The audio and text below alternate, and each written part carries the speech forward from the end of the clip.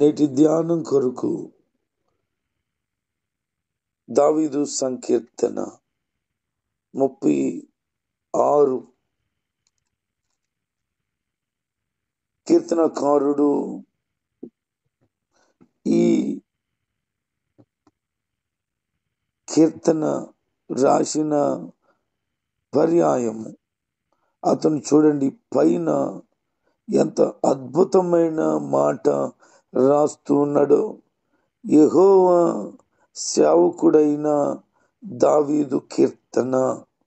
ఇక మరి ఏ కీర్తనలో ఈ పదం మనం చూడము. యెహోవా సేవకుడైన దావీదు, వర్ణనాతీతమైన మాట. మరలా గుర్తు చేస్తున్నాను, యెహోవా సేవకుడైన దావీదు అంటే ఈ దినాల్లో, ఆ దినాల్లో కూడా ప్రజలు ఎలాగున్నారో, వారి యొక్క స్థితి, వారి యొక్క పరిస్థితి ఏమైందో ఆలోచన చేస్తూ ఉన్నప్పుడు ఈ యొక్క దావీదుకి తన హృదయంలో ఇటు ప్రేరణ కలిగింది. నేను ఇశ్రాయేలు రాజ్యానికి రాజుని అయితే గాక నేను ఏమై ఉన్నాను అని అంటే దేవునికి సేవకుడుగా ఉన్నాను. ప్రజలకు కాదండి, ఇశ్రాయేలు జనాంగానికి సేవ చేయటానికి నియమించబడ్డాడు. ఇది ఒక అద్భుతమైనటువంటి పరిస్థితి. ఎందుకంటే దేవుడు ప్రేమించిన మనుషులను అతను పరిపాలన చేసి శత్రు సైన్యం నుంచి కాపాడుతూ, దేశ క్షమాభివృద్ధి కొరకై పాటుపడుతూ, దైవ భయము, దైవ భక్తి ప్రజలకు నేర్పిస్తూ ఒక క్రమమైన విధానాన్ని అనుసరించేటట్లుగా, చెడుతనాన్ని విడిచిపెట్టేటట్లుగా, పాపమును అపవిత్రతను దూరం చేసేటట్లుగా, చెల్లంగితనము, చెడుపు,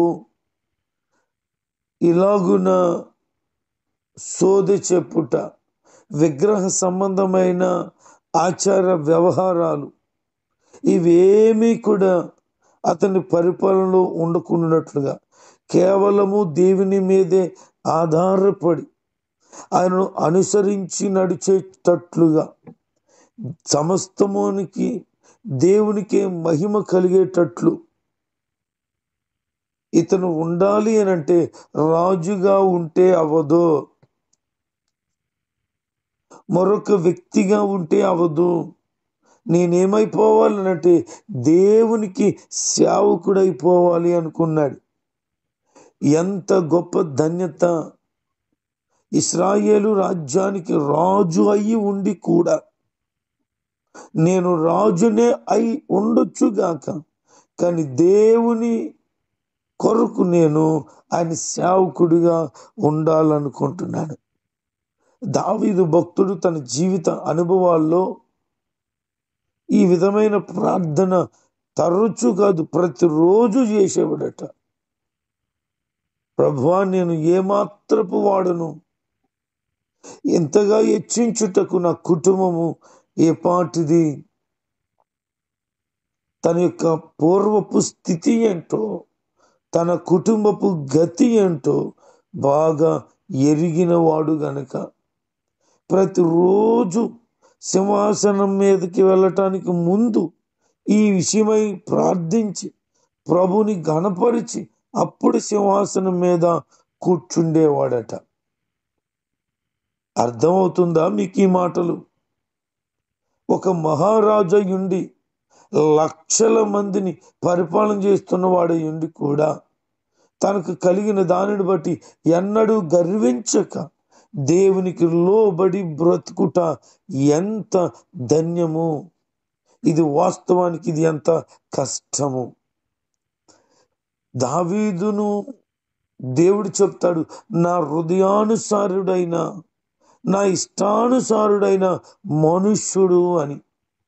ఎందుకు అంత ఇష్టమైపోయిందంటే దేవునికి సేవ చేయాలని ఆశ. మరి ఈ రోజున నీకు ఎట్టి మనసుందో ఒకసారి గ్రహించుకో. దేవుని పని చేయడము ఇష్టమేనా?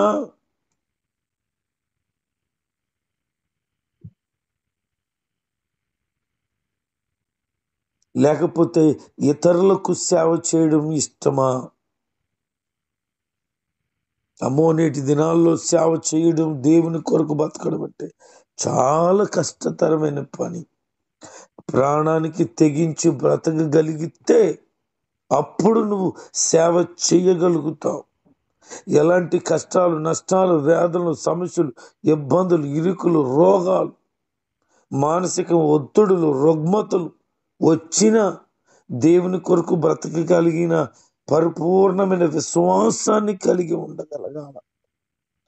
యోబు మనకు తారసపడితే మనం అడిగితే ఇలా చెప్తాడు ఆయన, దేవుని చేత సేవకుడును అని పిలవబడ్డాను నేను. నా సేవకుడిని యోబు గురించి ఆలోచన చేశావని దేవుడే నన్ను సేవకుడిగా డిక్లేర్ చేసేసాడు. నా బ్రతుకు ఇంతకంటే ఎంత ధన్యత ఉంటుంది చెప్పు అని చెప్తాడు. ఊజు అనే దేశములో అతను మించిన ధనవంతుడు లేకపోగా, ఈ ధనవంతుడనే పేరే నాకొద్దు, దేవుని సేవకుడిననే పేరు నాకు కావాలా. దేవునికి స్తోత్రం కలుగునుగాక. ఈరోజు దేని కొరకు ప్రోకలాడుతున్నాం? ఈ లోకపు పదవి కొరక, ఈ లోకపు యోగ్యత కొరక, ఈ లోకంలో ఉన్న అర్హత కొరక? ఈ లోక సంబంధమైనది ఏది అయినా అది మన కాలు గోటితో కూడా సమానము కాదు అని నువ్వు భావించి, అన్నిటికీ మించి, అంతటికి మించి గొప్పదైనటువంటి భాగ్యము దేవుని సేవకుడిగా ఉండుటయే, దేవుని సేవకురాలుగా ఉండుటయే అని నువ్వు గమనించగలిగిన నాడు యోబు వలె గొప్ప చేయబడతావు. దావీదు వలె ఉన్నత శిఖరాలకు ఎదుగుతావు. ఈ కీర్తన యొక్క ఉద్దేశాన్ని మనం గమనిస్తే 1 నుంచి 4 వచనాల్లో మనుషులకున్న చెడుతనము గురించి వివరించబడింది. వారి యొక్క మాటలు కానీ, వారి యొక్క పాపపు స్థితి కానీ, వారి హృదయంలో ఉండేటువంటి చెడుతనం కానీ, ఇదంతా కూడా భక్తిహీనతలోనికి వస్తుంది. దేవునికి భయపడలేని ఒక ఒక నాశనకరమైనటువంటి జాతిగా ఈ భక్తిహీనులు ఉన్నారు. వారు శాపగ్రస్తమైన వారై, కీడును కలిగి, బుద్ధి కలిగిన వారై, నీతిగా బ్రతకాలని తాపత్రయం లేనివా. వారు ఎప్పుడు కూడా పాపపు ఆలోచనలు చేసేటువంటి వాడు, కాని నడతలు నడిచేటువంటి వాడు. చెడుతనం అంటే వాళ్ళకి ఎంత ప్రేమో. ఎవరు వీరు? భక్తిహీనులు. మనుషులకున్నటువంటి చెడుతనము ఇంతంతా కాదండి. మనం గమనిస్తే హృదయము నిండిన దాన్ని బట్టి నోరు మాట్లాడునంటారు. కనుక హృదయంలో ఏదైతే నిండిపోయింది, పాపము నిండిపోయిందా, అపవిత్రత నిండిపోయిందా, చెడుతనం నిండిపోయిందా, ఏదైనా అసహ్యమైన కార్యాలు నింపబడ్డాయా? నేను మా బంధువు ఫోన్ చేశాడు. సాధారణంగా ఎప్పుడు చేయడు నాకు. ఇంట్లో ఏదైనా కార్యక్రమం అయితే చేస్తారు. నేను చేశారు. చేసిన తర్వాత ఆయన నాకు బావ అవుతాడు. బావ, చాలా సంతోషం, ఫోన్ చేశావు, చాలా కాలమైంది, ఎలాగున్నారు ఏంటి అని అడుగుతుంటే నేను ఒక లింక్ పంపించాను, 2 గంటలకు ఆ లింక్ క్లిక్ చేయి అన్నాడు. సరే, నాకు కుదరదే, నేను బయట ఒక పని నిమిత్తం వెళ్తున్నాను అన్నాను. లేదు నైట్ 9:30కైనా క్లిక్ చేయి అన్నాడు. నైట్ నాకు ప్రేయర్ ఉంది అన్నాను. అంటాడు, లేదు రేపు ఉదయం మళ్ళీ 9:30కి క్లిక్ చేయి అన్నాడు. అసలు ఏంటిది అని అడిగాను. అంటాడు, నీ బతుకుని మెరుగుపరుస్తుంది, నీ పరిస్థితులన్నీ స్థిరపరుస్తుంది, ఆ లింక్ నొక్కితే నీకు తెలుస్తుంది, కొంతసేపు విను, నీ బ్రతుకు మారిపోద్ది అన్నాడు. నేనేం అనకూడదని మాట్లాడలేదు, పెద్దోడు బావ కదా అని. నా బ్రతుకు ఎప్పుడో మారిపోయింది, మా బావ బ్రతుకేం మారలేదు. నాకు అర్థమైంది. ఆ లింక్ క్లిక్ చేస్తే ఏముంటుంది? ఏదో కంపెనీ వాడట ఏవో చెప్తున్నాడట, అది చేస్తే లాభం కలుగుతుందట. అయ్యయ్యో, ఏవేవి లాభకరములో వాటన్నిటిని పెంటతో సమానంగా ఎంచుకున్నాను అని పౌలు చెప్తే, ఆ పౌలు గారు ప్రభు మార్గంలో నడుచుకొని సమస్తాన్ని విడిచిపెట్టినటువంటి యేసుక్రీస్తు సేవకుడిగా మరలా పెంట కొరకు పరిగెడతానా? చిచి, పెంట అది. పెంట అంటే మీకు అర్థమవుతుందా? మనుషుడు విసర్జించే పెంటది, పశువులు జంతువులు విసర్జించే పెంట కాదు. అలాంటి పెంటను మరలా నేను ఎలాగ ముట్టుకుంటాను? ఆయన సేవకుడును నేను. రోషం కలిగి బ్రతకాలని తాపత్రయం కలిగి ఉన్నాను. ఏలియా వలె ఏవేవి నాకు లాభమో అవన్నీ ఎప్పుడో వదిలేశాను. నాకు దేవుని పాదాలే లాభము, ఆయన పాదాల దగ్గర నేర్చుకోవడమే నాకు లాభము. నేను సేవకుడును అని దేవుని చేత పిలువబడాలని ఆరాటపడుతూ ఉన్నాను. యోబునెట్లయితే ప్రభు పిలిచాడో, నా సేవకుడు ఆయన యోబు అని నన్ను కూడా అలాగే ఆయన పిలవాలని ఆరాటపడుతున్నాను. మనుషుల చేత పిలువబడుతున్నాను దేవుని సేవకుడు అని, అది సెకండరీ. మొట్టమొదటిగా దేవుని చేత పిలువబడినటువంటి యోగ్యుడైనటువంటి వ్యక్తిగా ప్రభువే నన్ను మెచ్చుకోవాలని ఆరాటం. అందుకని ఏవేవి లాభకరములు వాటన్నిటిని విడిచిపెట్టి యేసు సేవలో లాభం ఉందని, ఆయన కొరకు బ్రతుకుటే లాభమని, చావైతే మరింత లాభమని పరుగులెత్తుతున్న ఈ జీవితము. అందుకే నిద్ర అంటే అవసరం లేదు, నాకు సుఖం అసలు దాని గురించి ఆలోచనే లేదు. శరీర సంబంధమైనటువంటి ఉల్లాసమా వాటికి దూరంగా ఉండాలనే ఉద్దేశమే. ఈ లోక సంబంధంగా ఎంత దూరంగా ఉంటే దేవునికి అంత దగ్గరగా ఉంటాననే సంగతి నాకు బాగా తెలుసు. మరి నీకు తెలుసా? నువ్వు వేటి కొరకు పరుగులెడుతున్నావు? తిని కక్కిన కుక్క వాంతు కొరకు ఆరాటపడినట్లుగా ఒకప్పుడు విడిచిపెట్టిన పాపపు క్రియల గురించి పరుగులెత్తుతూ ఉన్నావు. చిచ్చి అని అసహించుకునే బ్రతుకును మరలా కోరుకుంటున్నావు. ఒకప్పుడు తప్పు చేశావు, ఒకప్పుడు పాపం చేశావు, ఒకప్పుడు చెడుతనాలు చేశావు, ఒకప్పుడు లోక సంబంధమైన వాటి వెంబడి పరుగులెత్తావు. సరిపోలేదా? విడిచిపెట్టేసిన తర్వాత కూడా మరలా వెనక్కి వెళ్ళాలని ఆలోచన నీకుందా? అది అసహ్యమైంది కదా, వాంతు కదా, చిచ్చి. తలుసుకుంటేనే జిగిప్స్గా ఉంటాయి, దాన్ని మరలా ఎలా తింటుందండి అది? మరి నువ్వెలాగా మరలా అదే కార్యాన్ని చేస్తున్నావు? నా మాటలు నీకు అర్థమైతే నీ బ్రతుకులో ఒక స్థిరమైన పరిస్థితులను ప్రభు ఈ రోజు నుంచి దయచేయటానికి ఇష్టపడుతూ ఉన్నాడే. నువ్వు రెడీగా ఉన్నావా ప్రభు కొరకు బ్రతకటానికి? మనుషుల చెడుతనాన్ని నువ్వు విడిచిపెట్టగలిగితే దేవుని దైవత్వాన్ని నీ సొంతము చేసుకుంటా. 5-10 వచనాల్లో మనం ధ్యానం చేస్తే దేవుని కృప కొరకు రాయబడింది. ఒక మనిషి జీవితంలో దేవుని కృప కుమ్మరించబడితే అది ఎట్లా ఉంటుందంటే, ఆకాశము అంటుతున్నదన్నంత గొప్పగా ఉంటుంది. అంటే అర్హత లేని మనుషునికి, యోగ్యత లేని మనుషుడికి ఉచితముగా ఇవ్వబడినదే కృప. నీకు నాకు యోగ్యత అర్హత లేకపోయినా ఆయన సేవ చేసే భాగ్యం కానీ, ఆయన గురించి ప్రస్తావన తెచ్చే మాటలు కానీ, ఆయన గురించి, ఆయన నామాన్ని గురించి పలికేటువంటి విధానం కానీ, చస్తే పరలోకం వెళ్తామనేటువంటి ఆ నిర్ణయ విశ్వాసాన్ని, ఇదంతా దేని వలన పొందుదాం అంటే కేవలము కృప ద్వారా. అందుకనే భక్తుడు అంటాడు, కృప ద్వారా రక్షించబడ్డాను నేను. అసలు రక్షణలోనికి రావడానికి నాకు ఎక్కడ యోగ్యత ఉంది, ఎందుకు పనికిరాను నేను అంటే, కృప ద్వారా రక్షించబడ్డాను అని. ఈ కృప ద్వారా ఏమవుతుంది? ఆయన కృప ఎంతో అమూల్యమైనదట. నరులు ఆయన రెక్కల నీడను ఆశ్రయిస్తారట. ఆయన మందిరమును ఎప్పుడైతే ఆశ్రయించి ఆయన కృప కొరకు కనిపెట్టవో, నీవు సమృద్ధికరమైన జీవితాన్ని, సంతృప్తి కలిగిన బ్రతుకును తప్పక పొందుతావు.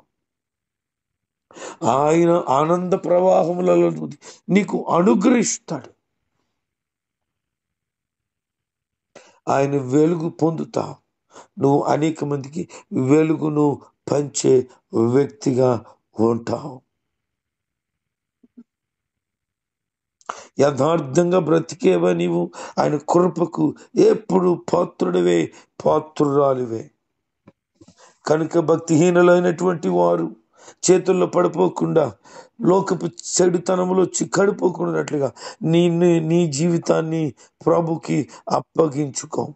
పరిశుద్ధమైన బ్రతుకును బ్రతికి నీతివంతమైన జీవితాన్ని అనుసరిస్తూ, ఈ లోకం నాకుతో పనే ఉంది అని చెప్పడం, ఈ లోక సంబంధమైన వాటి కొరకు వెంపర్లాడకుండా ఉండడం, నీతియుక్తమైన బ్రతుకుతూ దేవునిలోనే ముందుకు సాగిపోతూ, ఎవరు ఎన్ని అవమానాలు నీ మీదకు తెచ్చినా, ఎన్ని నిందలు వేసినా, ఎలాంటి పరిస్థితులను చిక్కడిపోయినా, భక్తురాలని హేళన చేసినా, నీవు యథార్థతను, భక్తిని, నీతిని విడిచిపెట్టక, చెడుతనాన్ని విడిచిపెట్టి దేవుని కృపలో నువ్వు సాగిపోగలిగితే నీ జీవితం ఎంత ధన్యంగా ఆయన మార్చేస్తాడో నీకు అర్థం కాకపోవచ్చు. అనుభవించినప్పుడు, అట్టి స్థితి పొందుకున్నప్పుడు గంతులు గంతులు గంతులు వేయగలుగుతావు. అందుకని అంటాడు, యెహోవా సేవకుడైన దావీదు అని రాయబడింది. ఎంత అద్భుతమైన మాట! నాకు ఈ మాట చాలా ఇష్టం. దైవజనుడు అనే మాట నాకు ఇష్టం. ఎందుకు దైవజనుడు? ఈ జనుడు ఎవరు సంబంధించినట్టే దైవానికి. ఏ దైవము? యేసు అనేటువంటి దైవానికి సంబంధించిన జనుడు. ఆయన ప్రజ అంటే నేను దేవుని మనిషిని. ఎంత మాట అండి! ఎంత అద్భుతమైన మాట అండి! మా నాన్నగారి పేరు చెప్పి పలానా వాని కొడుకుని అని చెప్పుకోవడం కంటే, పలానా వారి మనవుని అని చెప్పించుకోవడం కంటే, పలానా ఇంటి పేరు కలిగిన వాడిని అని చెప్పించుకొనటం కంటే కోటి రెట్లు కంటే ఎక్కువ దేవుని సేవకుడిని చెప్పించుకోవడం, పిలువబడడం ఎంతో ధన్యం. ఎందుకో తెలుసా? సొలొమోను అద్భుతమైన రాజు, గొప్ప జ్ఞానాన్ని ప్రభు ఇచ్చేశాడు. అతడు రాజు అయిన తర్వాత అతడుకున్న పరిస్థితులన్నీ జ్ఞానం చేత కట్టి చాలా చాలా చాలా చాలా సుందరమైన పరిస్థితులను కలిగి ఉన్నాడు. ఈ విషయం ఆ నోట ఈ నోట తెలిసిపోయి షాబా దేశానికి పాకిపోతే అక్కడి నుంచి రాని వచ్చేసింది. ఏంటి సొలొమోన్ అట అంతట జ్ఞానం అట అని చెప్పి విని వచ్చిన తర్వాత చూస్తే విన్నదానికంటే ఆమె చూసినది అనేక రెట్లు గొప్పగా కనబడింది. నేను చాలా తక్కువ విన్నానని చెప్తుంది. ఆ తర్వాత ఇలా మాట్లాడుతుంది.